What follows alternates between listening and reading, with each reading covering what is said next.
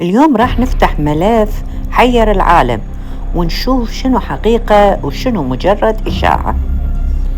هل تنبأ نوستراداموس بالمستقبل؟ هذا ما سنتطرق له اليوم. أرجو الاشتراك بالقناة. قبل أكثر من 450 سنة كتب رجل فرنسي كلمات حيرت العالم حتى يومنا هذا. البعض يقول إنه رأى المستقبل والبعض الآخر يقول إنها مجرد مصادفات. اليوم سنفتح أول ملف من ملفات حيرة العالم. اسمه الحقيقي ميشائيل دي نوسترادام. عاش في فرنسا في القرن ال16. كان طبيباً يعالج مرضى الطاعون، لكن شهرته الحقيقية جاءت بسبب كتاب صغير اسمه النبوءات. هذا الكتاب يحتوي على 942 رباعية شعرية، والغريب أنه لم يكتبها بطريقة واضحة، بل استخدم رموزاً وألغاز وتشبيهات حتى أصبح كل شخص يفسرها بطريقة مختلفة. وهنا بدأت الحكاية. أول قصة جعلت العالم يتحدث عنه كانت وفاة ملك فرنسا. كتب: الأسد الصغير سيغلب الأسد الكبير.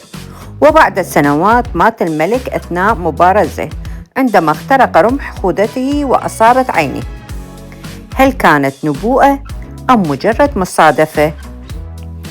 بعد الحرب العالمية الثانية انتشرت إشاعة تقول نوستراداموس ذكر اسم هتلر، لكن الحقيقة أنه لم يذكر اسم هتلر، بل كتب كلمة هيستر، وهي اسم قديم لمنطقة قرب النهر الدانوب.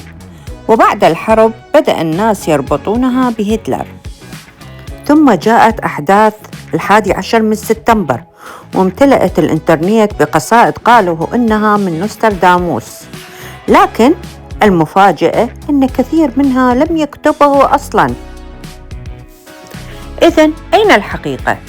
الحقيقة أن نوستراداموس شخصية حقيقية وكتاب موجود حتى اليوم، لكن لا يوجد اتفاق بين المؤرخين على أنه كان يرى المستقبل فعلا. وهنا تطرح الأسئلة: هل كان نوستراداموس متنبئا أم مجرد كاتب عبقري؟ القرار أتركه لكم.